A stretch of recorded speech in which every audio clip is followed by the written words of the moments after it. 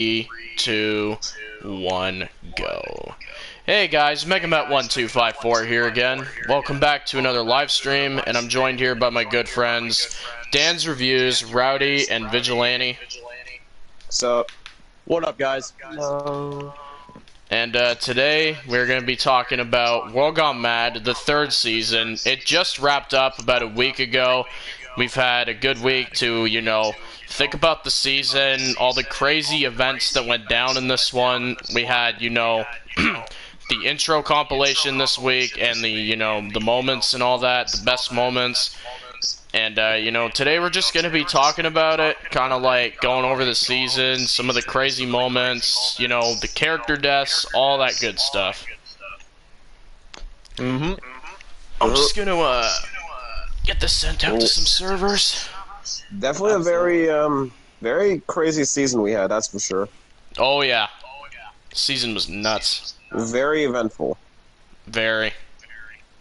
Absolutely. Well, we'll wait for a few people to come in, and then we'll start talking The about thing with this. 3 is, though it was a shorter season compared to, like, season 2, it actually felt like an overall bigger season. Like, it felt like a bigger scoped season.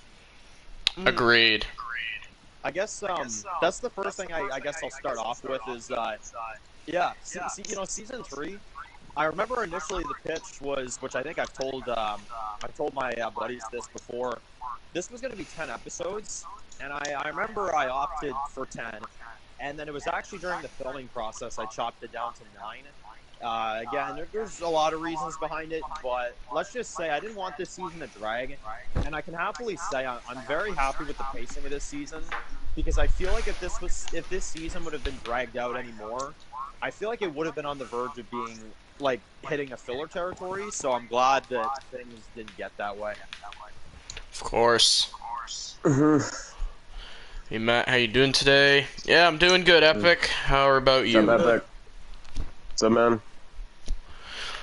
And again, I guess I'll talk about this first with WGM Season 3 is friggin' Lincoln in this season. He goes through like a huge frickin' character arc this season. We kind of see he starts off like he's a very savage kind of person. He's kind of like very cutthroat. By the end of it, we see that he's kind of like calmed down and he's trying to get back to what he used to be. Like, could you kind of go like into that and like what we could expect from Lincoln in season 4? Well, all I can say about that is we saw him at his probably most savage this season when it comes to wanting to get revenge. He's been the nice guy for way too long, and it's finally catching up to him. And, you know, this scene we had in the finale where he was, you know, he was kind of talking to God about what he was going through. He kind of asked him, like, dude, like, I have done everything, every which way, and you continue to punish me. And I think he's looking at him with, like, you know, kind of that question of, like, give me an answer. What am I supposed to do? And finally in this finale, he actually did the right thing because, in a sense, God protected Lincoln's family and let him have that happily ever after that he wanted to have. So, I guess the best way to say it is, you know, he's coming around. You know, we saw him at the beginning, you know, with the flashbacks, how, you know, you really can't trust people anymore. He kind of just drove past the person, and by the end of it, he kind of came around, almost like a sign from God, and he helped that woman as almost like a, you know, it's all a sign, it's all connected, and I think he's really starting to come around now, and that's kind of his evolution this season, I would say. Agreed, yeah. A lot of good stuff there, and forget, this is actually a really good, this is actually a really funny thing, too. I actually really like this, is, in Season 1, you got Tom. He's, like, more of, like, our savage character. He's, like, you know, we have to kill Dave. Like, you know, we gotta deal with this now. And then Season 3, you've got Lincoln, who's, like, more, you know, of a savage type of character. You got Tom, right? And I just absolutely love the development with him. You got him in Season 3. He's, like, super friggin' funny this season. Like, he's like our comedic relief, and it looks like we're going into that with Season 4 as well. Like, what could you say about, like, Tom's development? Like, going from more of, like, a savage character to like more like of our comedic relief character of the show. I guess I can say, in terms of what he's done this season, it's very different because, like you said, in the first season we saw him more as a kind of protector. The second season he kind of lost that, and he was kind of where Lincoln's at in season three. If you think about it, he was kind of on like a revenge type mode, and then with season three, he's finding purpose in his life. He's being a better person, just like Lincoln's coming around to be, and he's kind of at the end of the season, he's kind of starting to learn, like, Dave did a lot for us. I have to kind of let that go. I don't want to start something else. And I think he's at peace with his life. And, but the thing is with Tom, you can have those nice moments. He's one of the best characters you could have around, if you want to build a family or something. He's almost like treated as an uncle now. But you also have those moments where it's like, he fights Cade in that building. He still has those moments. He will fight till the end to protect this group, but he also will be your best pal. That's really the evolution with him this season, is that you can really get two different Toms, and it just depends, I guess, on what situation is he going to act like. Exactly. One of the best things from Tom this season is like he's very much like it's like the first thing on his mind. I just love this is like he's very like just I don't know, like with the food jokes. I just love that. Like bacon is like priority and all that. Like I see the food, I eat the food. Like I just friggin' those are some of Tom's best lines right there. Yeah, he's definitely that character where when character's having a bad day, or for example, like in 303 when Sydney was worried, she's like, our characters got ambushed on the road, we don't know who made it. He's just talking about food, man. I see the food, I eat the food. Tom is kind of one of them type of guys where he'll sometimes even use comedy as a coping mechanism. We've even seen that. Like, he'll kind of use that to kind of get himself out of situations instead of stressing about it. Because we saw it in season 2, if you guys don't remember, that scene where he's, wrapping up his hand after the fight on the bridge. And, he's, like, sitting there talking or whatever, and he's kind of like, I'm gonna come after him, I'm gonna kill him. And we see him now, he really has found a purpose in his life, because that's not the same guy that we saw in season 2. No. And speaking of insane friggin' development with that, friggin' Dave, man. Like, that character, season 1, he was, like, scary as hell. Like, he's hunting our characters down. He's, like, cutting people's legs off and hanging them for trees. And then season 3, it's like, you're friggin' fully, like, on board with what this guy does. And you're actually rooting for this guy to, like, do this evil stuff. Except he's doing it, like, for our people instead of for his own selfish gains. Which, hence why he's actually my favorite character of the show, is because of the complexity of that character. Could you kind of go into, like, his development, like, him going from the big bad of season 1 to being, like, a family man at the end of 3? Yeah, and the best way I can say it, and I always say this to people, and this is basically what the development is with him, is, season 1, he's a man on a mission trying to get revenge, which, if you think about it, is a lot what Lincoln's like in season 3. The roles have kind of reversed a bit between them. I think that's one of the things I enjoy doing about 307, is they kind of talk about that, like how each one is so different from back then and stuff. So I guess the best way to say it, it's not, and this is really the best way I can say it when it comes to the relationship he has with Lincoln now, is it's not about Lincoln joining with him, and it's not about that. It's not about Dave joining with Lincoln and going to the more good side. It's actually about Lincoln going to his side of the story. Lincoln is starting to do things more his way, and he's more so meeting Dave on the dark side than it is Dave meeting Lincoln on the peaceful side, which is kind of the opposite of what we would normally see. Agreed, yeah. And, well, season 3, like I said, like, with, the friggin' season 3 finale in particular, it felt like a series finale, that thing. Like, we're going into completely new stuff here.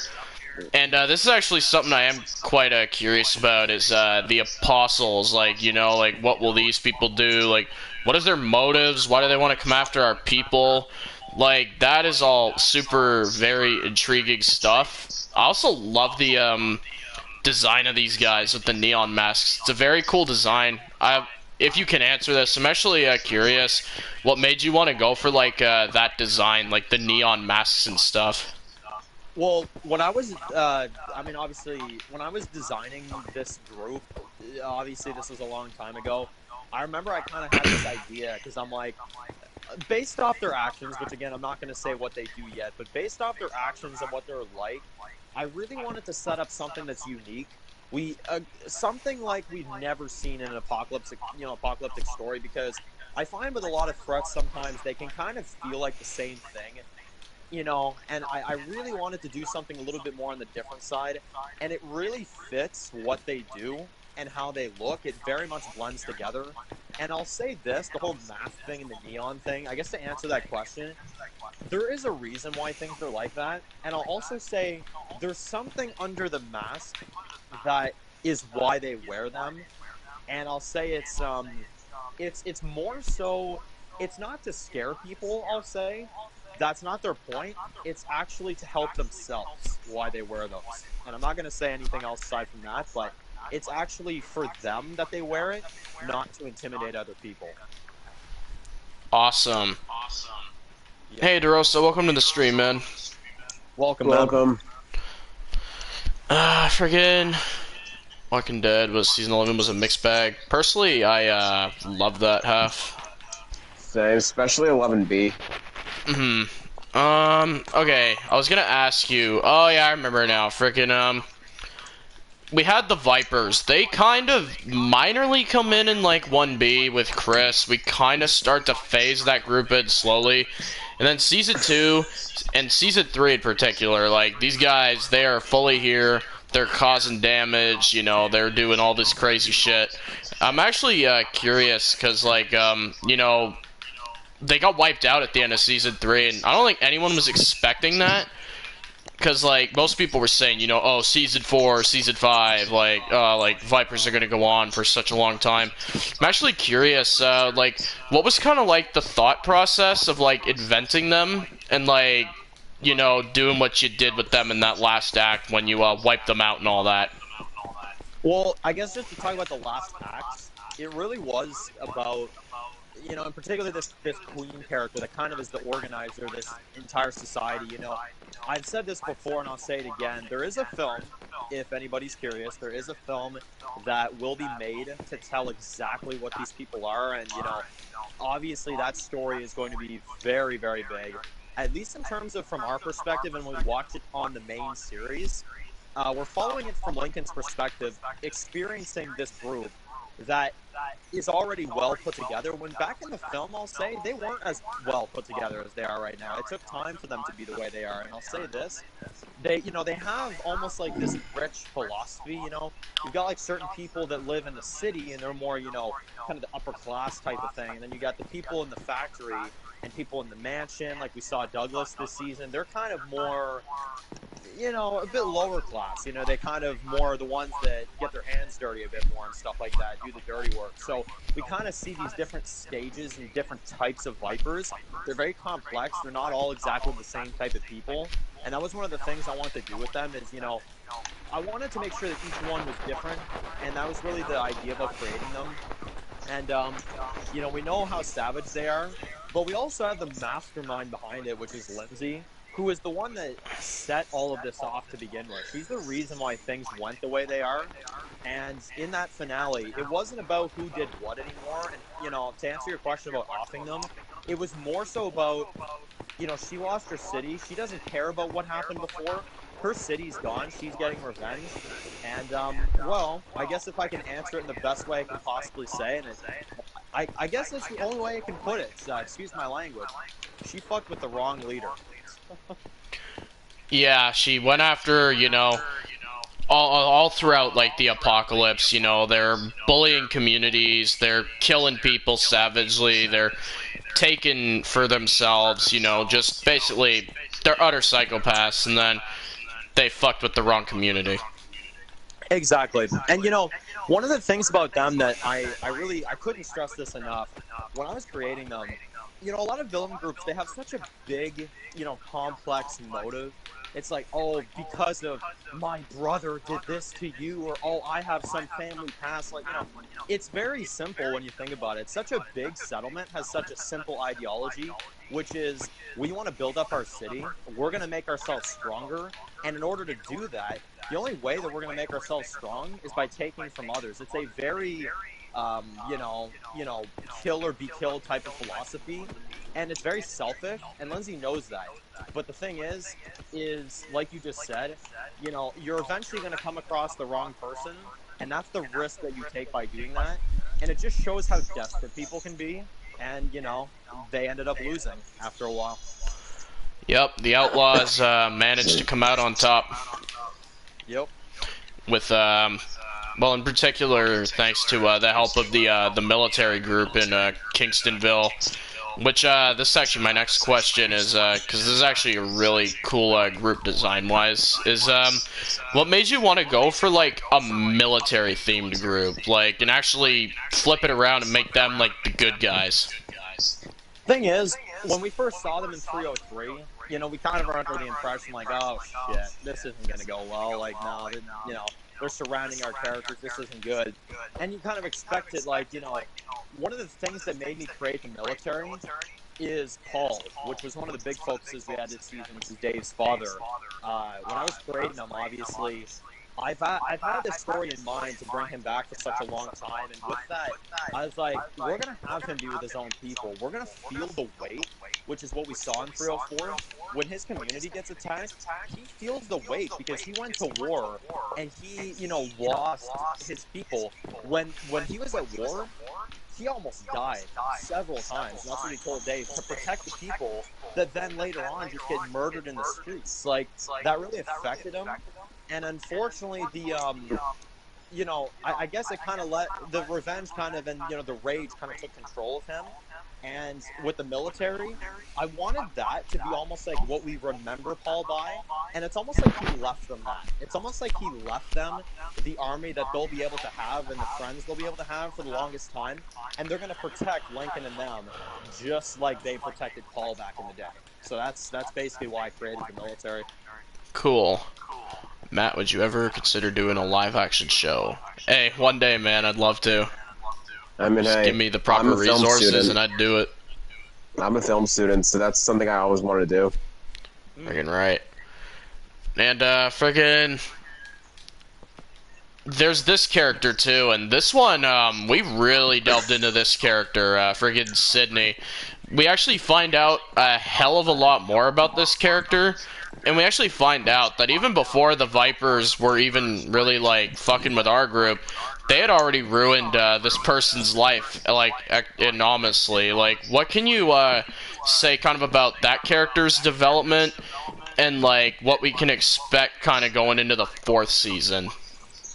Well, with Sydney, this is kind of the twist that obviously the show kind of took this season is, we've been so focused on the fact that Dave is such a big victim of, these people, when we really find out this season, she's actually the bigger victim here. She lost her parents, and she lost her sister, all because of one group, and she actually is the one that suffered the most out of everybody, which, is why she got that final, kill with Lindsay. So it kind of, that's kind of why things ended up that way. And, one of the things we did with her this season is, we see Amelia, who is, in that episode, we really almost see a mirror of what she was, living out in the cabin, being very standoff, not wanting to trust people. And I think Sydney, when she sees Amelia, she's kind of like, she wants to save her from that fate, because she's gone down a path like that, and she knows that if she lets her go, she lets her stay out there, looking for a loved one, which she, was doing, obviously looking for her husband. She knows that this will not end well for her, because it didn't end well for her. So she knows that Amelia has to be saved, and we saw how much of a victim she was. She definitely got a lot of development. Hey Dan, did you know Super Videos did a tier list and added you in it? Yeah, I saw that. That was crazy. Yeah. I saw that, and honestly, I really appreciate the guy doing that. Yep. It was actually, because I remember I saw that video. I'm just like, oh shoot, Dan's on the thumbnail of this. What the heck? Yep.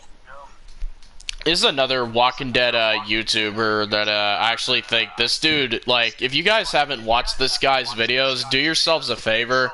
He's like the funniest damn reactor you'll ever find. Friggin' Underdog Mr. Williams. That dude makes some Seriously. fire Walking Dead content right there, man. Well, not only does he make amazing Walking Dead reactions, guys, but if there's anybody that likes Breaking Bad, oh my god, you guys will get some of the funniest reactions I think I've ever seen in my life. I Yep. think he uploads, like, as of now, he's uploading like 2 to 3 vids a day, so. Oh Oh yeah, yeah, he you guys uploads have a lot. of content with him. Yep. Yeah, let's just say he has unique nicknames for certain characters. Yeah. Let's just say To say the if you guys least. want to, you guys might have heard Dan call Pope Mario. Well, that's Mr. Williams is the one to thank for that. Yep. And I've talked to him several times, and honestly, he's a very cool guy. So honestly, go support him, guys. Yep.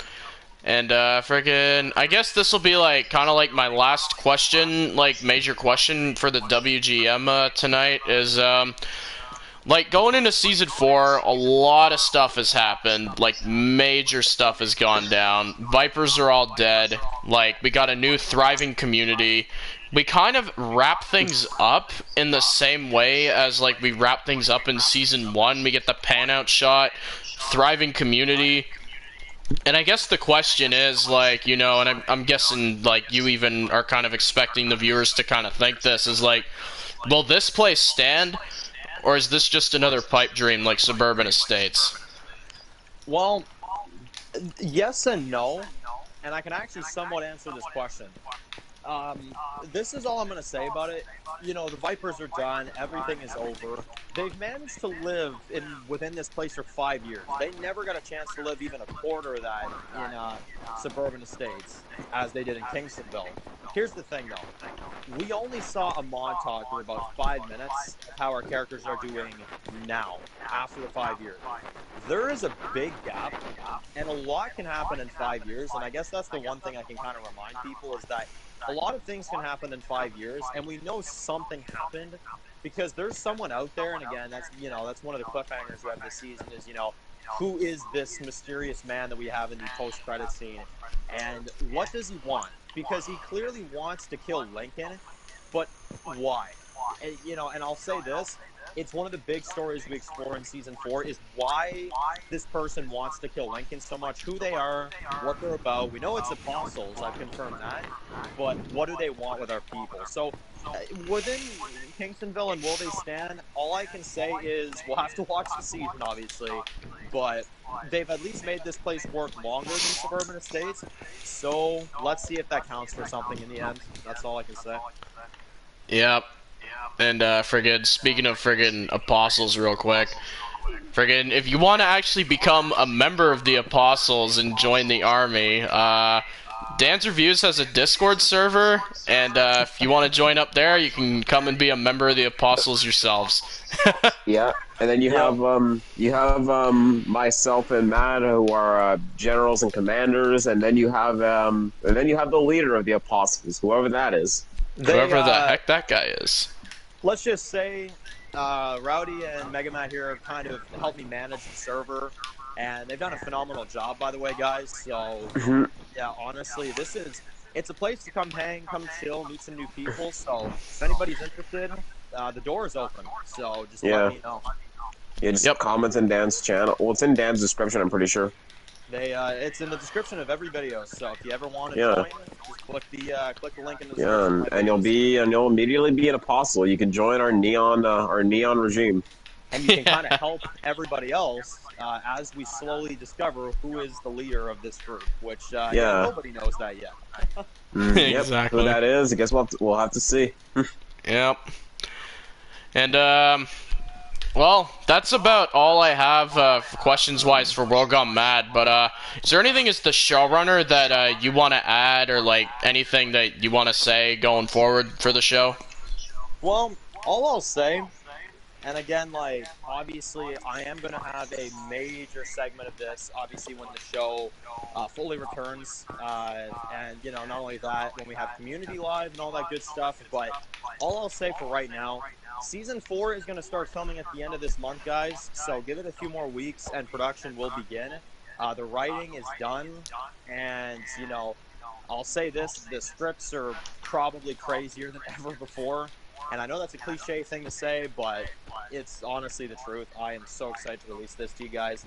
And I guess I'll leave off with this. I am going to give you guys something little piece of info for tonight. I am going to give you guys the description of the season premiere, a synopsis for that episode, and we'll kind Heck of yeah. close with that. So, 401, which I've confirmed is called the Apostles.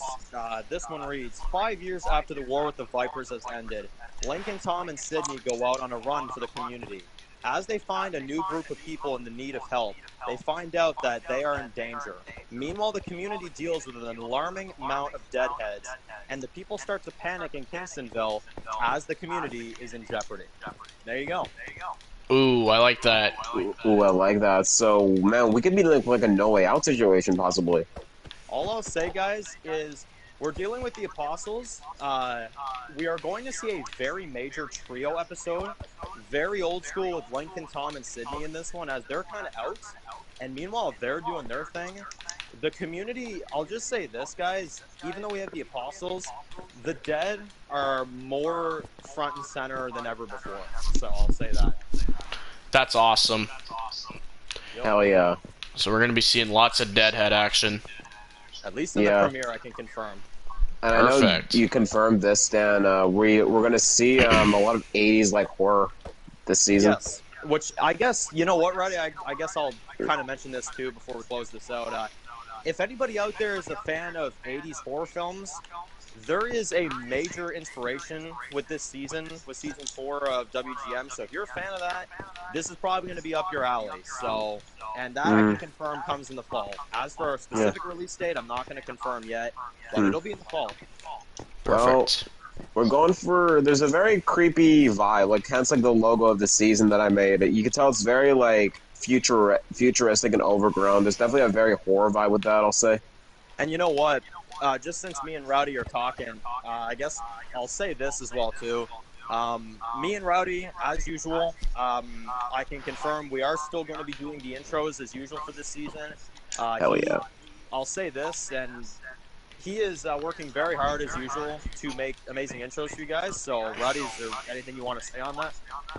Well, I'll say, I mean, without obviously saying what I've done for season 4, I'll say, they're definitely some of the most different intros I've done yet. I'll say for the first 2 episodes of the season, I'm really excited to see what people think. And well, as you can tell, I've really evolved in those intros in season 3, more particularly with that 309 intro, with it just being completely frozen.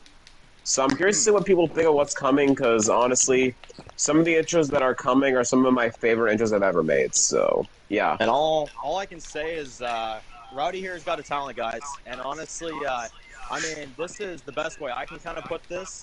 And once again, Matt, I apologize for the language. However, I will just say this. Fear, you can fuck off. The real intro maker is here. There you go. And that's about done for me. What a way to cap it off. There you There go. you go. Giving a huge middle finger to Ian and Andrew. Oh no. But all right. With that being done, now I'm actually curious for you guys in the chat. Like, if you guys have seen World Gone Mad, I'm actually curious. Like maybe some of your favorite characters, favorite season, some top moments for you guys. I'd love to see it in the chat there if you guys have watched the show. Absolutely. I will say one character that's really stood out to me this season is actually one of the new ones. Is Roger. He's a really big stand-up in terms of the new additions. Oh, Roger's really dope.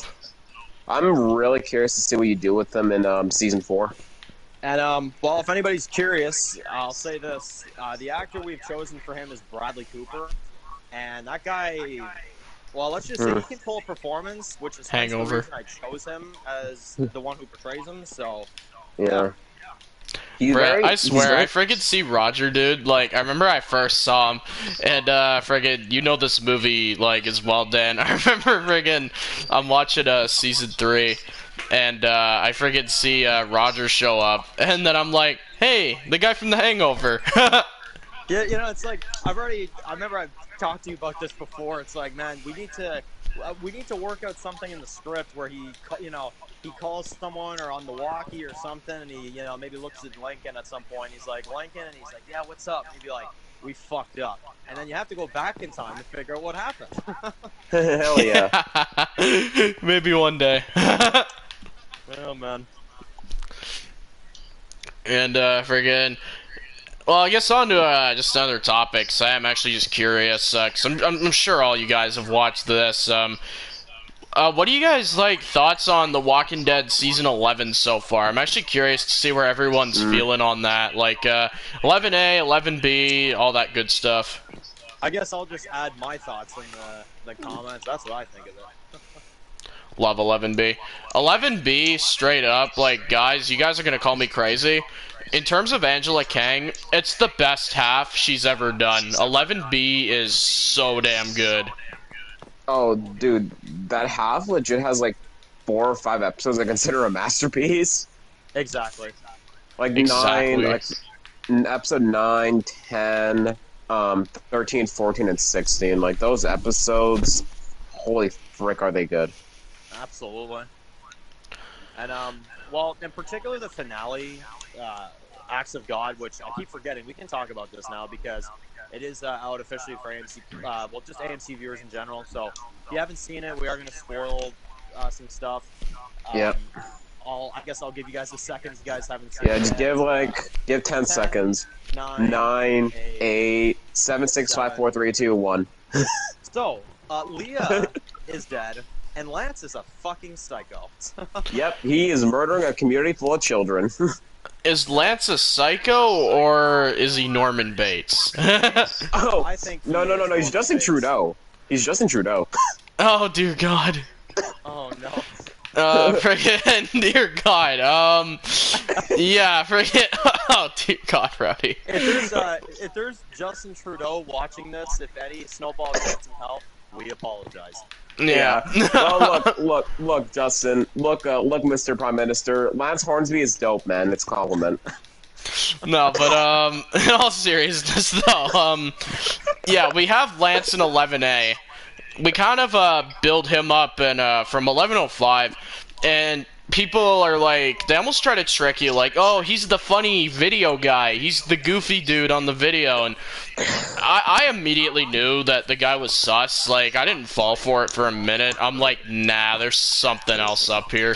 And 1107 pretty much confirmed those suspicions for me. And then in 11B, that dude, man, he goes off the rails, dude. In 1116, guys, he tries to freaking kill the entire cast. He legit tries to wipe out everybody, and it's insane. Man, part of the reason 1116 is so good is because of Lance. Just the freaking, oh, we're gonna take it all type of stuff. Villain Lance, dude. For me, and this is my eyes, this dude is show original. Of he course. Is. Oh, yeah. He shares a name. He shares a name, exactly. And, honestly, and one of the looks. biggest things about him, too, and I mean, actors always are the reason why it's so good. Josh Hamilton is legit amazing. The guy has been killing it. That actor is something else. Mm-hmm. This is the thing with him, right? Is friggin'. At first, you're just friggin'. Oh yeah, this guy, he'll do some stuff here and there, but he'll probably die in 11B. Then 11B, and I remember the exact episode this kind of became this for me anyway with that character was friggin' 1112. That's when I really started to get his sinister side, because 1111, you basically get the reveal he's evil, but then 12 just expands on it, and then the ending, you know that there's something gonna happen. And I am so glad they didn't kill him, because I was worried they were just gonna off him.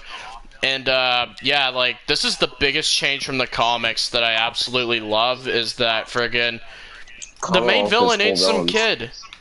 The main villain is not some spoiled brat. It's a frickin' psychopath, frickin' governor-looking guy. Like, holy fuck. And he's actually good. Like, he's not like a frickin' governor knockoff like some people I've heard. Some people kind of call him that. At least in my opinion. I think he's original enough to not be a governor knockoff. Agreed. Even and they do kind of like pay tribute to the governor with his character, which I like though. They do kind of like They have pay nods. tribute to the governor character, which is really cool. You know, one of the things that I love about it though, and it's what solidified it. I mean, I didn't need convincing, but man, it just elevated him even more. It's honestly the perfect way they could have ended this half. This is why I love the ending so much, is because you end it. You're about to witness the end of the show, and you have literally the perfect cliffhanger. That's now Commonwealth. You see Hilltop once again, Commonwealth. You see Oceanside, and their lives are kind of like dependent on a coin, which I love because our characters have hit rock bottom. Some are still among Commonwealth, like the kids and stuff, while others, like some of our fighters, are like outside. It just creates such a awkward. How do we get out of this type of scenario? Which for final season, I think it's brilliant, honestly. This is some base predictions I have for 11C in terms of the outside group. Is like Daryl, Maggie, and like Negan. I think all of them, call me crazy, I think we're going back to Meridian. They're going to set up camp there, because that's the only place Commonwealth doesn't know about. Yeah. They're going to go there and since most of them there know about it. Basically, Maggie used to... Well, think about this. Maggie used to be, like, a part of that place before the Reapers kind of, like, took over. So Maggie would know the layout. And plus, you can maybe bring in other stuff. And also, what was I going to say? Yeah, the only characters that weren't there before are Aaron and Lydia, I think. Those are the only characters going there that we haven't seen before. I will say one thing about 11C, because honestly, I have seen a lot of chatter about this, and it's one thing, we've all talked about it here. I guess it's one thing, I'm just going to kind of put this out there, is, with Daryl in the trailer, we see this one shot of him with the, with Rick's gun, and all that stuff. I guess I'll say this. With Rick's gun, I just want to kind of specify, because I've seen nothing but, talk about this, and it's honestly, it's kind of the show's fault. We've seen Judith, yeah, she's been kind of there, but she hasn't used the Python, so a lot of people are under the impression when you see him holding the gun that, he just found that, and that Rick's returning, and I guess it's just a way to specify, yeah, Judith has had that, so not to burst your guys' bubble, but I know a lot of people think that he found that, and he's getting closer to Rick, but no, yeah, guys, that's literally just Judith's, so. I could see it still symbolizing Rick coming, though. It could still be, symbolic. But yeah, no, it's not like he found it. It was very much already there, so... Yeah, it's been on the show. Hey, I'm guessing you guys have not watched the Walking Dead reboot series. I have not. I've not had the time to watch it. No, I've been really busy. Been really busy with my own show, Humanity. Yeah. This is just a side thing, totally unrelated, but I'm just saying, yeah, if you guys hear some weird noises in the background on this stream, I have some severe lightning that all of a sudden started hitting. So, yeah, if you guys hear some boom boom, yeah, my apologies. Oh god, I'm getting a thunderstorm tomorrow. It's probably heading my way then. Yeah, we're hit here. Well, friggin', I guess we should talk about this too, because this is fucking dope. This is such a good trailer. Friggin' 11C's trailer, dude. That shit looks hype as fuck. It does. The sneak peeks they're giving us of it too. I love the final fight thing, just because it's like, you only got 8 episodes left, and one of the best things about it is you got Mercer, which you can completely tell he's helping our crew, and I love how he's working out a deal with Negan. I really, I can't wait to see the interaction between those two.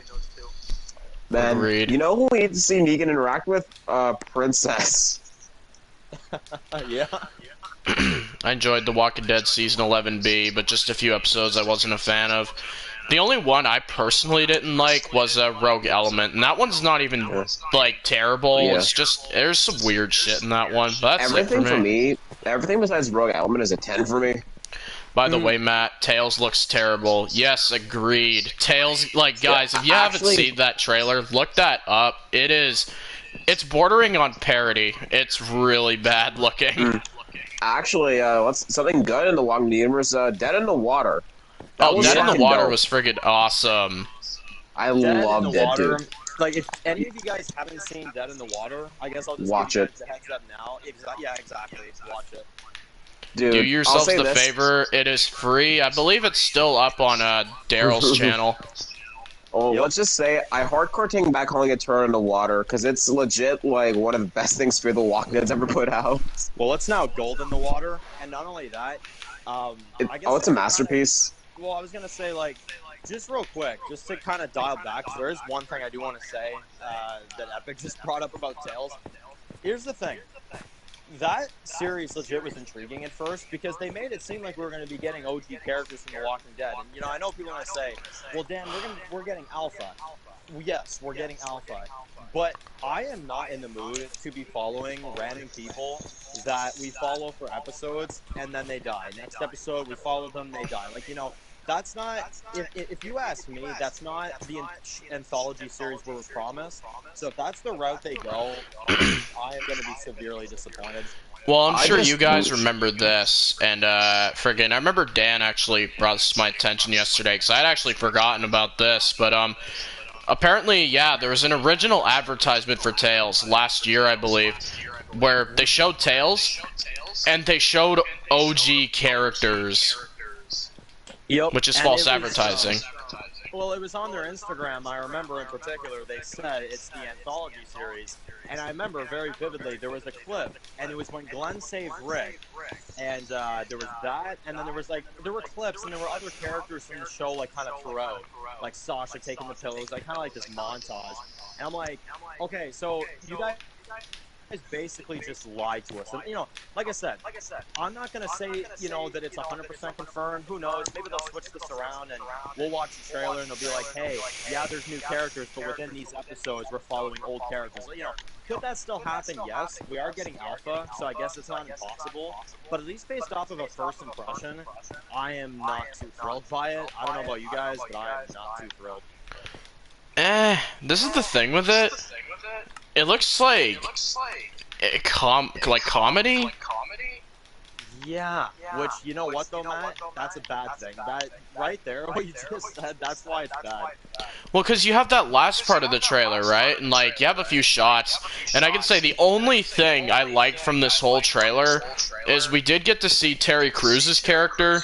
And I'm a huge fan of that actor, so, like, it was cool to see him and get some footage of him. But, like, everything else, I just didn't care for. And then you have that last part, right? It's like 6 anthology stories, 1 dead world. And you have this chick, and she's standing there, right? And then, like, she just lets the walker bite her? Like, what? What? Oh, for real? Like the frick? Like you're like flicking your hair at it, like you're flirting with it? Well, that's what I mean. Like, what was that? Like what? What? Man, and dude, we were saying like Dead in the Water was going to be trash, and that had a better first impression than this crap. You know, one of the things I'll say about this, though, and it's the one thing that's kind of starting to annoy me. I don't know about you guys. This is at least just my opinion on this. When I'm watching this, I'm like, okay, we have Alpha. Okay, that's a character. But guys, please tell me if like I'm not the only one here that thinks this, because honestly, at least where I stand on this, Alpha is the one character I feel like you shouldn't use because she has had 2 backstory episodes. Meanwhile, characters like Glenn or, you know, Governor or things like this, they have not even had 1. You know? Here's the thing also with the writer of this is I'm not sure of all the episodes, but I know this dude wrote I'm pretty sure this is the guy who wrote Slaptown, and he also wrote Mother from Fear. Oh no. And I think I don't know who the writer is. Channing Powell. I've never heard of her. Every writer deserves a chance. However, Yeah. it doesn't sound good, and I can now actually officially say from first impressions it doesn't look good either. So that's very disappointing. Look, I hope it proves me wrong. Yeah, which it still could. Very much so. I mean, Dead in the Water, when we first heard it, thought it was going to be garbage, so. Hey, Chosen One and Walker Dead. Welcome to the stream, guys. Welcome.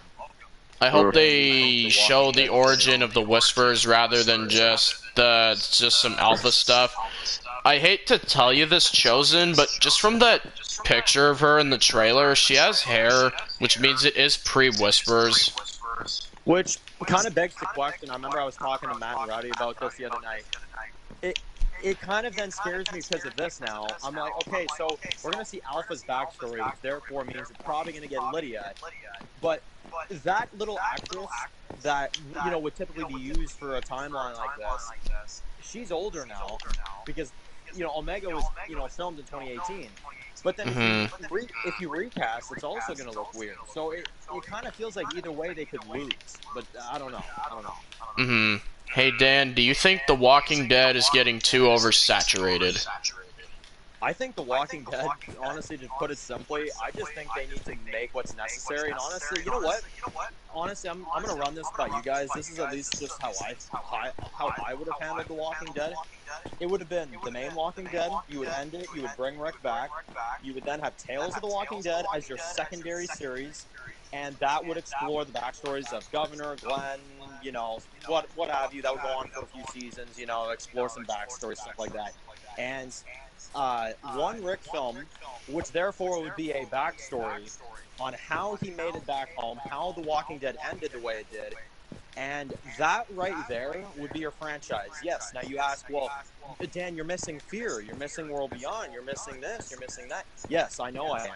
I would cut those out. So I don't know. I'm going to actually run that by you guys. I'm curious to see I actually could agree. Almost like kind of a Breaking Bad, El Camino, Better Call Saul type situation. Well, nothing would be bad. Walking Dead would end the way you wanted to with Rick. Tales, you would be following characters that we miss, and we would literally sometimes some people get emotional seeing this. And then the Rick film, watching that in the theater, one of them, might I add, that would be like an event. That would be fantastic. Yeah, like with the film with the CR, like you don't have to freaking short CRM and everything. And like, oh, to find out what this is gonna be in this, you need to watch that. But before you can watch that, you gotta watch this. Like, dude, think about it. To get context for the Rick movies, you need to know who the CRM is. So you need to watch World Beyond. But to know what the CRM is in World Beyond, you need to watch Fear. Absolutely. Yeah, exactly. Like what? It's a pain in the ass. But if you just have this mini kind of franchise, like, no, you just go with movies. Movies is how you find out about the CRM. That's it. I'm not gonna lie, I'm getting burned out on the Walking Dead spin-offs. Agreed. Was Alpha bald when she met Beta? Yeah, I believe she was. She was, yeah. She was. So this is pre, like, Beta, which, yeah, I hate to say this, guys, like, friggin' Alpha over Beta, like, the person that has two backstories versus, like, a character that damn well deserves a backstory. This should be Beta in Tales, not Alpha. Yeah, not to mention, like, they could have really, like, done something to make Beta sympathetic. Dang, no Whisper origin then. Yeah, unfortunately not Chosen. Like, I think all of these, correct me if I'm wrong, but, like, all of these, like, anthology stories, I think these are all pre-apocalypse, and I think these are all just gonna end with people dying at the start of the outbreak. Yeah, but I'm sorry, man. I don't want to judge here, with writers and stuff, but this is the one thing I'll say. If that's the route they're actually going, let's say we get a Terry Crews episode, the one chick that gets bit, we, follow her story, which almost looks like from that one shot, she may either have, like, a sister or a friend or something that episode, whatever that other friend is. But they spoiled her death. Well, that's what I'm saying. If we're supposed to follow her, then the marketing is terrible, because I'm going to legit watch that episode. Well, because I'm not going to care. I know how it ends, exactly. Like, bro, you're gonna die. Like, the only way to make use out of this, and this is the only way you could save it, and it wouldn't even save all the episodes. I don't know about you guys. If they're gonna go that route, which would be terrible, how about you at least have one of these characters survive, and you actually, like, have them be something, or someone, either in the Commonwealth, or something in the final season, to make you be like, oh my god, that character was from Tales. Oh my god, we saw them at their beginning. We saw them at their worst. Like, oh, this is cool. Okay, that mattered. That's cool. Exactly. Like I said, the only thing I'm hyped for going into Tales, at least on my end, is the Terry Crews character. Partly because of the actor. Well, because that guy's hilarious, which I'm assuming, because Tyrese is, I think he's confirmed. Correct me if I'm wrong on that, but if he is, if he's confirmed, then like, where's the footage of him? I was gonna say, like, answer me this then. Where is he? Like, Walking Dead, guys. Let's not beat around the bush here, because we can, but honestly, we can just say it. They are desperate for views with their new spin-offs. They make sure they hook you because they know that there's a chance that a lot of these will flop. Part of the reason why World Beyond was advertised the way they were, like, oh, CRM, people that took Rick, watch it, please. You know, it's that type of marketing. It's the same thing with this. If they're going to really want people to watch Tales, you may want to put as many Walking Dead actors as you have on there and advertise them on screen, which is the part that scares me about Tyrese being in it at all. Because I'm like, why isn't he there? Exactly. There's either two ways this can go, right? Either this is gonna, and this would be the terrible, like, option. This is just gonna be a story about a bunch of nobodies that don't matter and they're all dead. Or they're hiding the big characters for a bigger trailer. Which, if they do that, you know what? That's fine. That's awesome. I'll forgive this.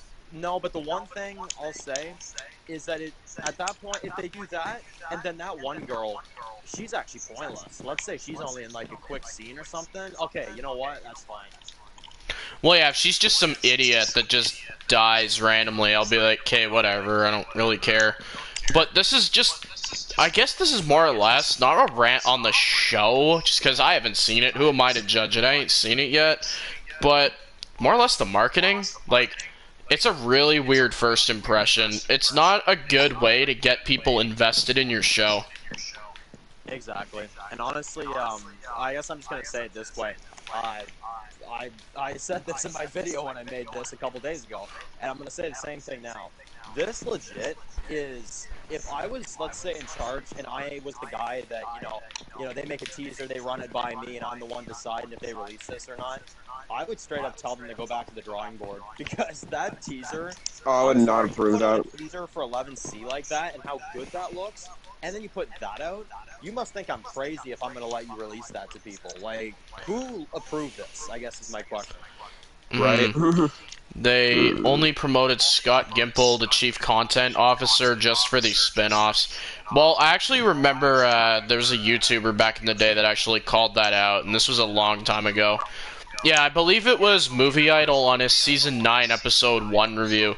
He said, like, yeah, I remember what he said now, yeah, he's like, yeah, Kang is good and all, and it's good to have her as the showrunner, but little do we know, like, Gimple just gained way more power than he did before, and it's starting to really show, sadly, like, that Gimple is really kind of just, he, like, no offense to the guy, but he's messing with a lot of stuff. Yeah, like, he's not really the main show, it's just where he's fucking with the other shit. Well, here's the thing, and this I actually stick up for this guy in certain areas, right? Like, because a lot of people say, oh, Gimple's the worst showrunner on the planet. Like, here's the thing, right? Main show, okay, Season 8, I can't defend him there. That's a bad season. But Season 4, 5, 6, yeah, call me crazy. Season 7, I think he did a pretty good job. Agreed. Those are all great seasons. And, well, you know, honestly, here's the thing. And this is how I guess I'll back you up on that, Matt. The way I can say this is, like, Gimple, legit, as a showrunner, yeah, all those seasons, like you guys said, were really great. The only thing I would say about him, he's not a bad showrunner. I honestly think it only comes down to this with Gimple. He's a good showrunner that lost his touch, and sadly, he's never been able to get back to where he was. And whether he will or not, you know, remains to be seen. Well, here's the thing, right? As a writer, he ain't terrible, but in charge of a franchise, like, you don't know what he's doing.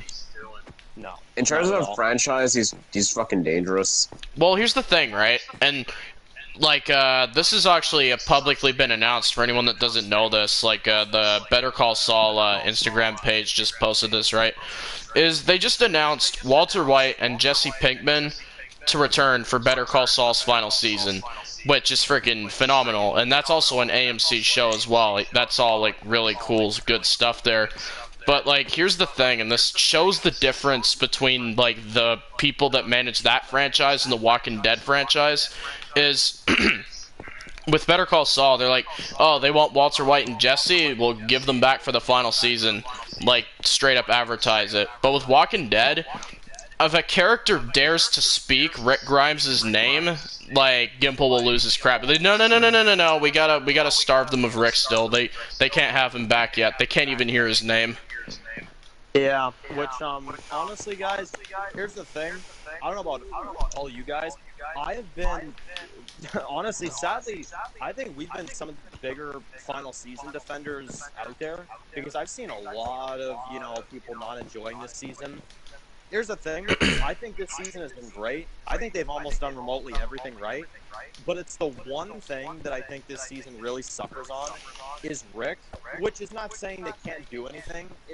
Is it probably too late? Yeah, it is. But at least if you're not going to bring him back, I'll never understand the reason why you're not allowed to say his name, which, if they deny that's true, I'd be shocked because they legit act like they can't even say his name. Like, oh, we must call him the Brave Man or my brother or whatever. I'm like, look, that's Or cool that guy on the bridge. The man on the bridge. Like, look, the man on the bridge is John Dory, okay? That is Rick Grimes we're talking about here. Well, yeah, exactly. Like, I'm actually curious where you guys are sitting on this. Do you guys think Rick will return for the final episode, or do you guys think it's just gonna, like, be a no? I think absolutely he will. Well, Andrew Lincoln flew in, so this is what I'm thinking. He was seen on set. He was seen on set. That part I can't recall, but I know at least he wasn't seen on set. He was seen with a fan. I was gonna say, and he was with Norman. This is what I'm thinking they did with him, and I'm very scared about this. I know I've talked to Matt about this several times, that they got Andrew Lincoln in a studio or something really under wraps. They gave us a post-credit scene like World Beyond ends. It's like an intriguing scene. So then later, they show Rick for 2 seconds, and then on the Talking Dead, Gimple can come on and then say something small about Rick, and then we'll have to wait another 5 years to see him again. That is what I'm fearing right now. Me and Walker Dead feel the Rick movies might not happen because of the lack of news. What I think it is epic is they're just waiting until the main show ends, then they're gonna talk about it. Yeah, because it's probably gonna tie into whatever the ending is. And Michonne, no one talks about her dipping. Well, this is the thing with that character too, right? Is like friggin'. I know she left because like the actress got like a big deal with like Marvel or something, I believe it was, and like I don't know what is even going on with that. Like, if I had to pick her, Rick, like yeah, Rick, but like maybe I have no clue what's going on with that character. You know what I think it is, Chosen? Honestly, I think it's a matter of we've just gone longer without Rick, so he's more of a focus. I don't think it's the fact that people don't like Michonne, like everybody loves Michonne, but it's like, I think it's just the simple fact that we've gone so much longer without Rick that I feel like it's just more important right now. But if they could bring them back, my goodness, man, that would probably be the best day in the world. Agreed. Let's hope we can see Officer Friendly from up the road a ways one day. And hopefully Daryl won't shoot someone else. I heard that Michonne left the Walking Dead TV series because the actress wanted to do other things. Yeah, I believe she got like a contract with Marvel, yeah. Yeah, to be, I don't know her name, but on like Black Panther and stuff. She was on Black Panther and stuff. Yeah, she was in like Avengers Endgame and all that. Yeah, only minorly, but still, being in Marvel's a big deal, regardless. I think Ross Marquand was in Marvel briefly. Maybe. As well too. Right. Friggin', onto a slightly other topic. It's still Walking Dead related, but it is cool. Recently myself, Dan, and Rowdy, we all rewatched Season 1 of The Walking Dead. In particular, one of the episodes that stuck out to us was actually TS-19. That episode was a straight-up masterpiece, man. That was insanely good. Oh, and like that, remember that episode just being like, oh, it's good? No, that episode, just the fact that the turn, like, it goes from all happy and stuff to, like, absolutely, like, dark and depressing in the end. Like, that whole, like, legit, the definition of, kind of a term from a Telltale Game episode, better to sleep. It's better to be dead and be alive in that world. Yep. And, well, one of the best things about it is that, I remember I kind of went on about this for a while, too, is that it's like, I love the fact that everybody freaks out. It's such an attention to detail, but this is why Rick is as amazing as he is as a leader, is because everybody freaks out. Shane like freaks out. Daryl freaks out with the axe. I mean, everybody's losing it. They're panicking as normal people do. What is Rick doing in this situation? He's using communication, and he's literally talking this guy down. Which guess what? He actually did. Like, if Rick didn't do that, they would have died. Like that's I guess the thing that's kind of crazy about it. The fact that Rick is so calm, he's literally why they're there today, if you ask me. Because everybody else is losing their shit. Let's just be honest here. Yeah.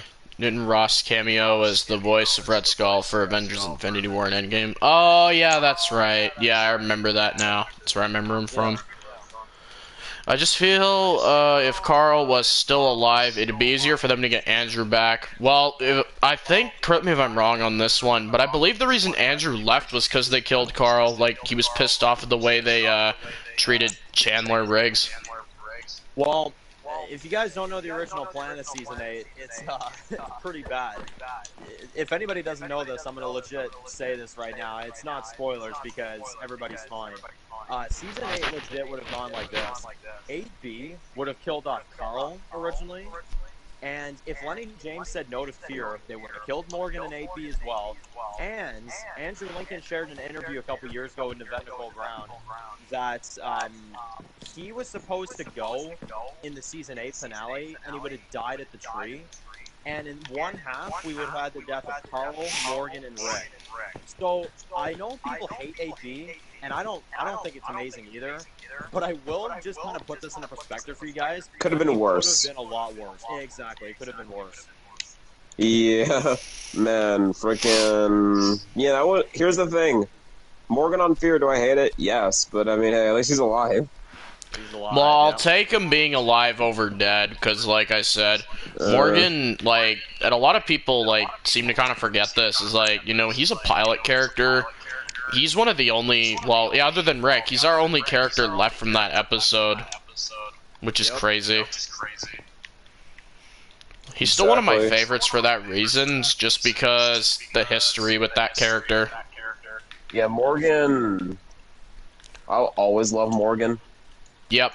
I mean, Morgan can be pretty friggin' dumb at times. I'm not putting that past him. I cut your head off. I thought I killed you. I was gonna say, we're talking about the guy that legit poisoned the Strand's drink. But, you know, I like to move past that because, honestly, that character, despite the worst crap you can ever put that character through, even an episode like Padre, I'm sure everybody could agree with this.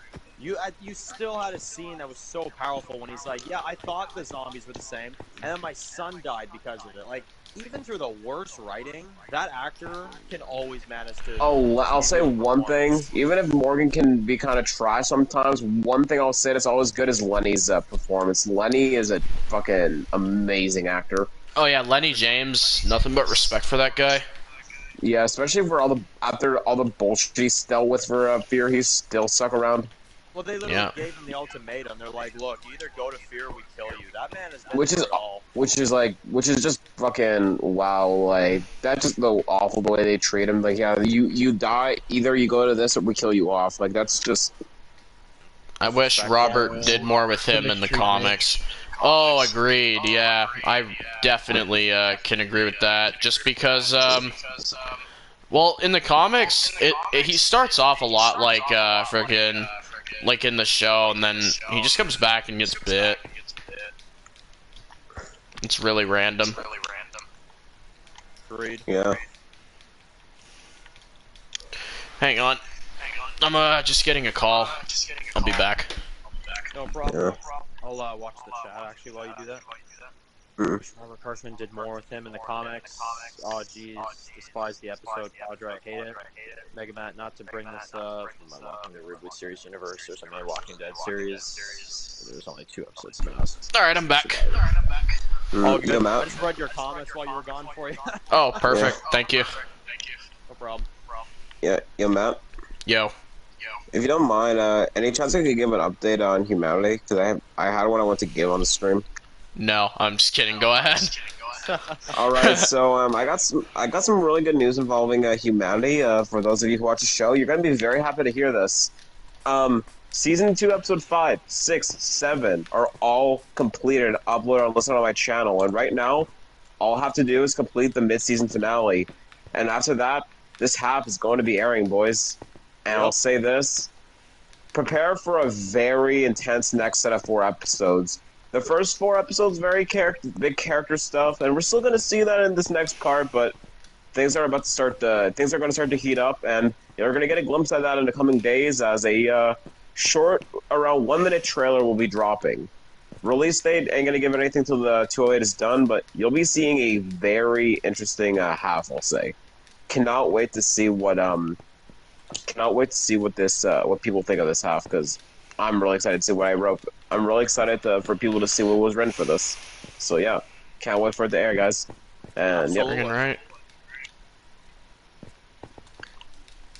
And I guess while we're on the topic of that,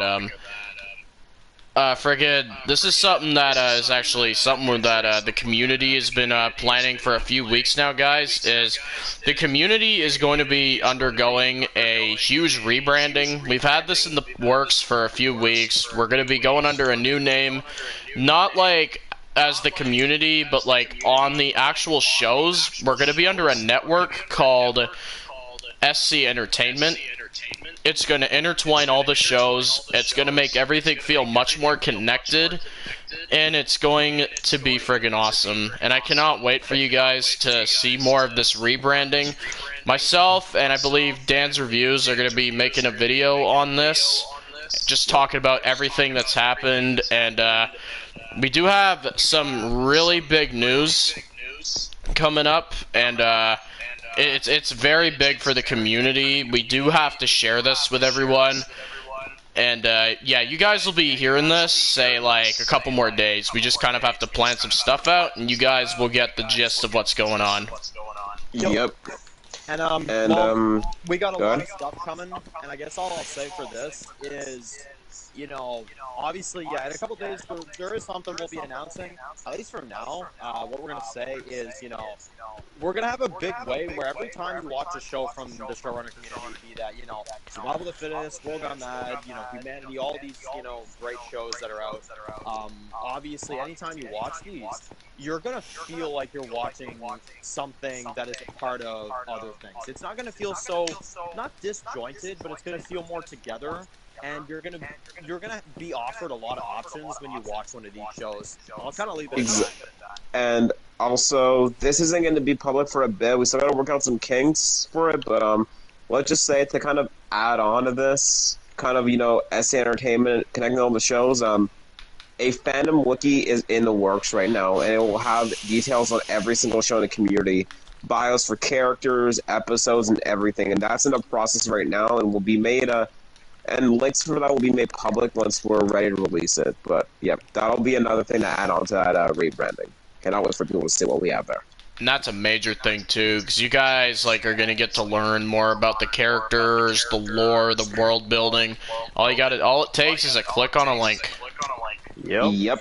And that wiki will be, what's this right? I mean, at least on my end, that wiki is going to be linked in all the episodes of Humanity. Friggin' right.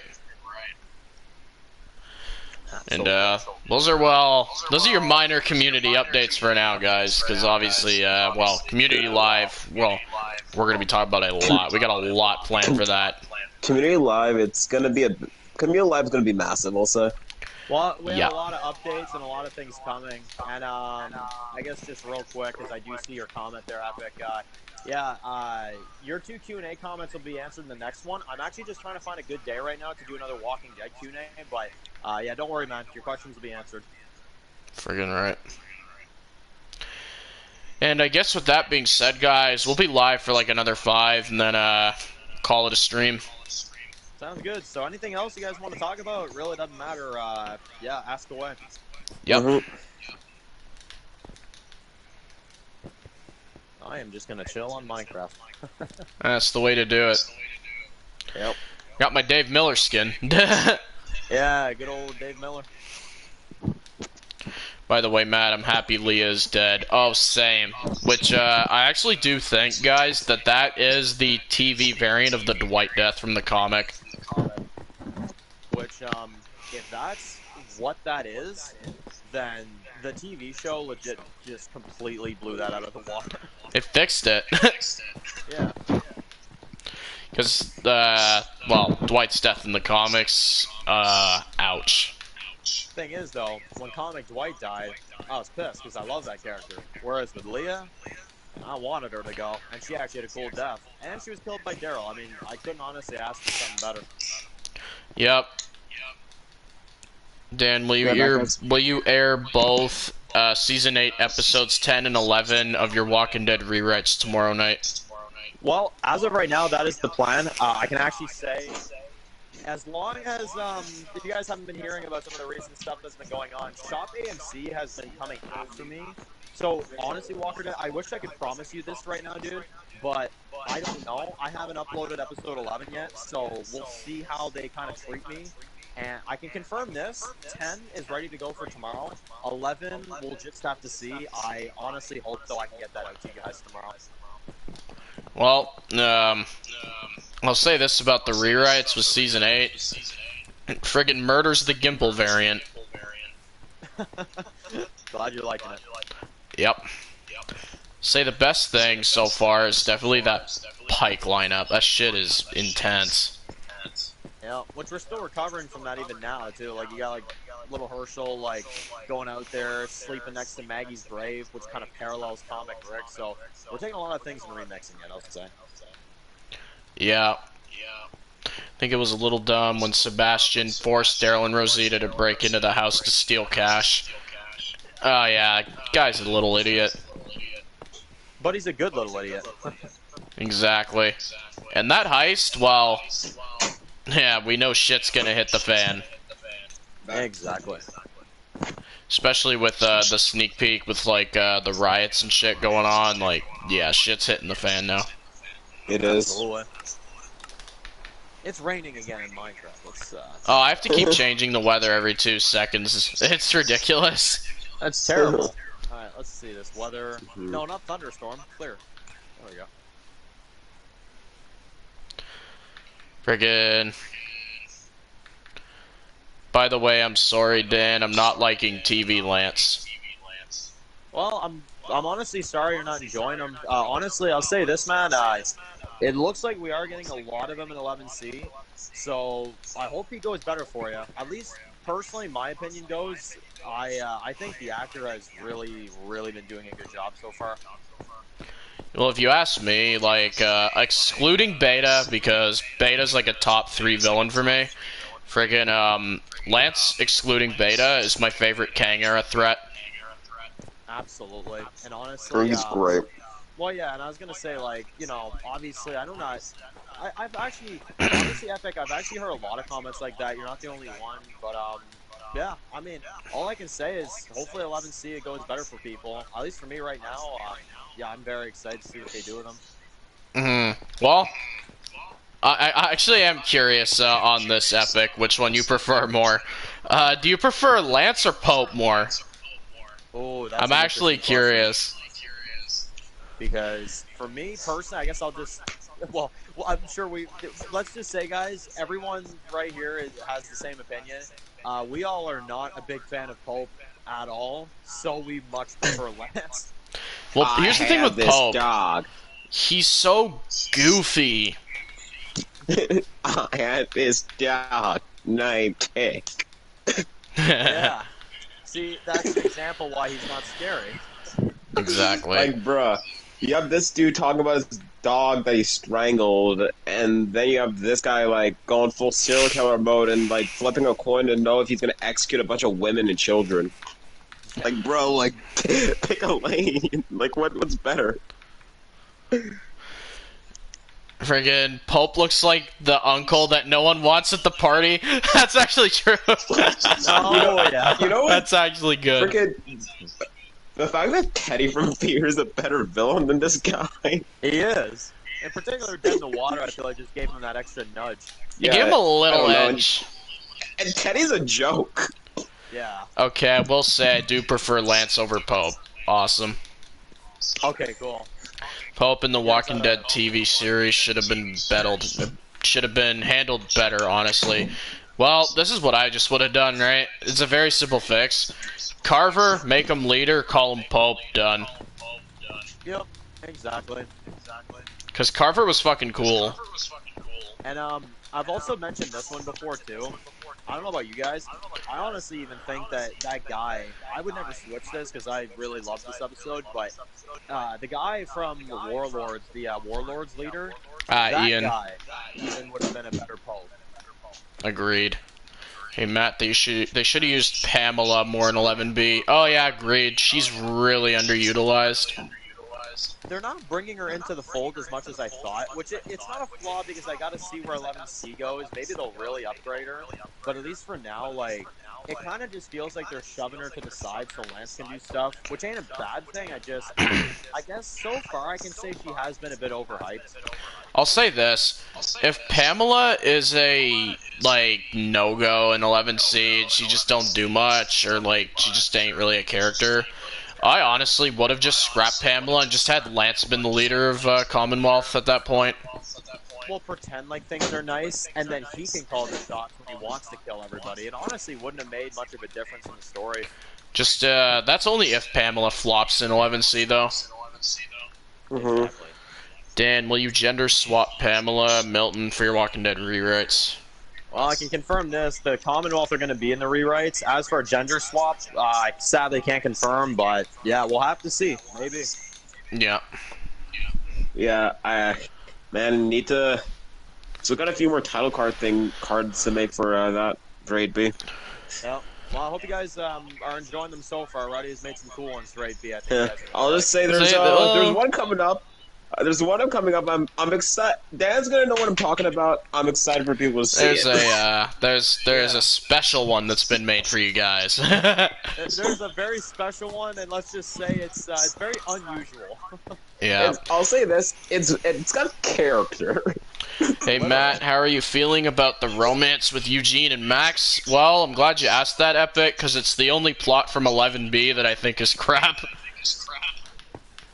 It's a very weak storyline, and the reason why is because Max, I think she's a bitch. There's no other way to freaking go around it. She's so mean to people. Well, honestly, I think it just boils down to this.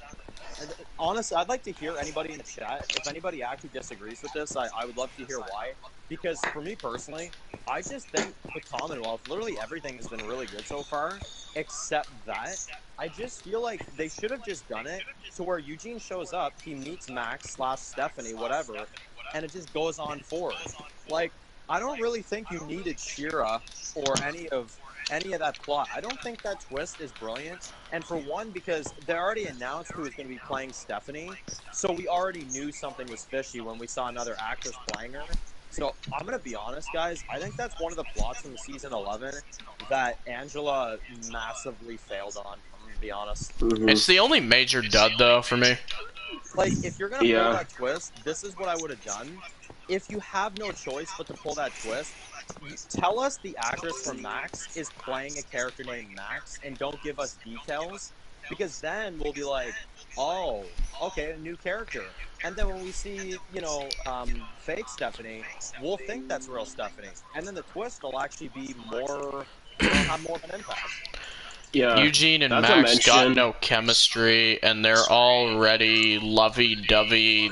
They are like a high school rom-com. Oh, that's actually true. It's very cringy, and they needed to develop that way more. Honestly, simple fix. Shira, remove the character. She doesn't exist. Bring Max in 1102. Done. Yeah, which it seems like they're giving her a lot of development 11C based off of the trailers as well. Dan, please don't introduce Max Murpher, aka Fake Stephanie, in your Walking Dead rewrites, pretty please. Well, I can confirm this. It's not going to be like the way it is in the show, because you guys can already tell by the way I'm running my mouth about it. I do not like that plot. But as for Mercer, I think he's been fine. I just think it's his sister that is the problem. I will agree, Matt. I'm not liking that subplot either. Yeah, it's the only one, and this is another thing. This ain't like an 11B problem. This has more or less just been a problem with the show since 10B for me, is no one's died. Like, No. it doesn't feel like anyone's in danger, you know? Not to mention, they just confirm like a new spin-off and confirming a new pair of characters safe every month. Well, I love the fight between Maggie and Leah, but let's be honest here, guys. No one can deny this. That scene would have been a million times better if it would have been scary and you would have actually been on edge for Maggie, but you weren't. And it's because of that spinoff, and it really takes you out of the moment. Even though the scene is great, you're supposed to be scared, and sadly, you're not. It's just, that's the thing I don't like, is that they're confirming too many people safe. Like, dude, friggin' imagine this, right? They didn't confirm Isle of the Dead right away, right? You have that friggin' episode where Maggie's at the cabin and she's tied up and Leah's beating the crap out of her. I would have been on the edge of my seat. I would be like, friggin', oh fuck, she's gonna die. This is it. Dude, I'm gonna be honest. I would have said that she was dead in that episode. Think about the episode. The whole thing is about her. She turns down Lance's deal. She knows he's after him. She has this amazing line with Negan where she says she's starting to trust him. She leaves her son with him, and she has a fight scene where she gets almost beat to death by Leah. Dude, everything would have been pointing towards her death. Like, they would have actually had me if it wasn't for that confirmation. If I'm honest, that's why I'm against Isle of the Dead. I'm not against it, I just wish they announced it later on. Matt, have you read DC's Flashpoint comic book story? I have not. I have not either.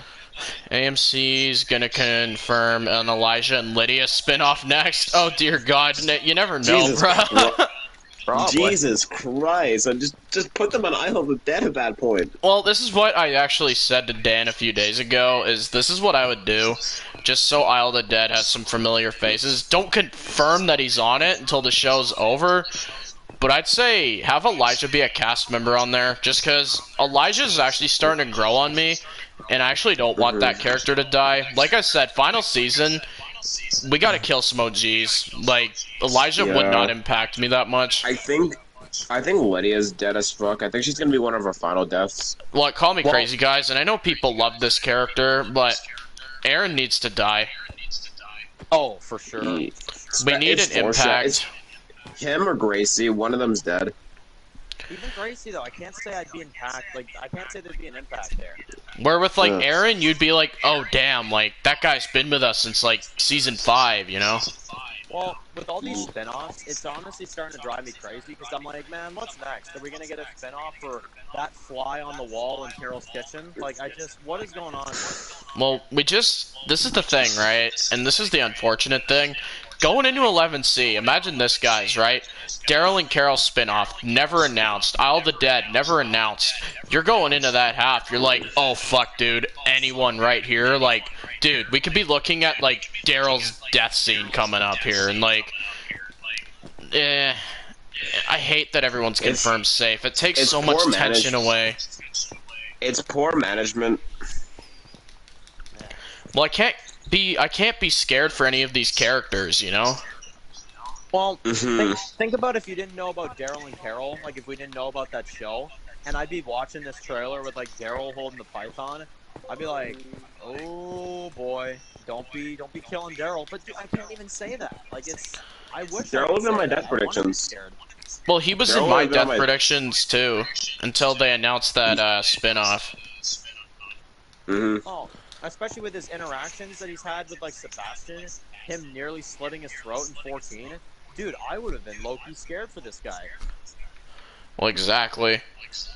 Well, don't have freaking little Sebastian kill Daryl with Frick, like, still, like, I don't know, man. It would have been scary, though.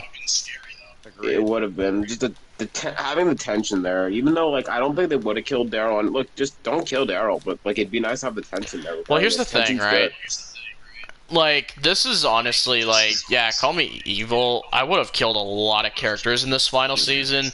Carol and Maggie, they'd both be dead. Oh, agreed, man. Same, agreed. Daryl, I would probably take out as well. Negan, however, would live. Negan deserves to live with all the development he's had, and honestly, I'd say Judith as well definitely deserves to live. RJ. Any of the And, legacy characters. you know, Little Glenn, stuff like that. Yeah. Yeah, mainly the legacy characters, and like basically everyone else would be dead. And you'd have a few that stick around. Maybe Which, Gabriel, you know what I mean? Like, you know, that'd be a fun, shocking one. well, I think Gabriel should survive just because his death is too obvious. Oh, at this point, I do think he's gonna survive. Yeah. Especially with him now dying in an episode called Acts of God. Well, he survived that too now, so like, he's in the final half, so we gotta see what the frick he's gonna do there. He made it here, so honestly, I'm already proud of him for, you know, bringing him on for this long, I guess I'll say. I gotta go, guys. Sleep well and good night. Alright, ciao, Walker Dude. All good, man. Have a good And, do you guys think Jerry will die? You know, I thought it at first, but now I'm starting to feel like they haven't done anything with him. I'm like, until they do something with him, I'm gonna go with a no anymore. When did we last see him? Was that New Huts?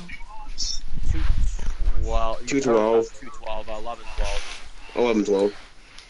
Was he in 11-12? I don't remember that. Yeah, he was there. He told he was gonna get Ezekiel pizza. But after that, yeah, he's been gone since then. Man, we even saw characters like Magna in episode 16, and we didn't see him. A lot of side characters get shafted. Also, speaking of that, where the frig is Yumiko? Oh, for real, dude. Dude, Yumiko's like one of the biggest characters in the left, and she's in like just in a nice dress and Ken. That's it. Yeah. Which, I think that there's, like, some complications with the actress I've heard or something like that, which, I guess it gave time to develop Tommy more, I guess, but, yeah. Tommy's cool. He's a cool character. However, if he dies next half, I'm sorry, I'm not gonna care. Well, no, I'm not gonna be, like, all freaking out. And, like, with Yumiko's actress, here's the thing. In the first half of the season, let's be honest here, that character was really good. And then in 11B, well, I can't even say I hate her. She just wasn't there. So she doesn't do shit. I hope they give her something memorable to send her out, because I do think she's surviving. She's not even in the trailer. Wait, she's nowhere to be seen. Well, I guess to be fair, we only saw like barely 20 seconds, but yeah. Yeah, the trailer was even shorter than the 11B one. Sadly, yeah. Who knows? Maybe she'll appear at Tails and get bit on the neck. Probably at this rate. I guess in Comic-Con. I'm guessing Comic-Con is when we're gonna get the 11C trailer. We'll get the 11C trailer, and yeah, we'll probably get Fear Season 8 trailer. Actually, now that I think about it. Yeah, it's already filming that. Oh, they are? I didn't even know about that. I think so. Well, they have to be about to. For us to get a trailer, I think they need to be close to filming. I know people have said that it might be like a winter season, which I'm like, well, yeah, we'll see if they do that. You're right. You're right. I love winter seasons, so. Yeah. What do you think of Mercer and Princess? It's good so far. I like it. I love them together. I think they're really cool. Dan, I don't get why AMC would dumb down and ruin the hype for the final season. I don't either. Honestly, I think it's a matter of like I think it's them, honestly, just trying to make more money. But I'm like, man, you can announce any spin-offs. You can announce anything you want. Just let us watch the season first. And, well, guys, it's about 11 o'clock. I'm going to call it a stream here. I thank y'all for coming, talking about The Walking Dead, World Gone Mad, wrapping up that third season with us. It was a phenomenal run for the third season, and the fourth season will be in the fall for you guys all to look forward to. There's a complete series playlist on Dan's channel for you guys to catch up on the show. It's a really good one. I recommend it. Enjoy. If you have not seen it. And, well, guys, you guys have a good night, and appreciate y'all for coming. And, yeah, guys, we'll see you in the next one.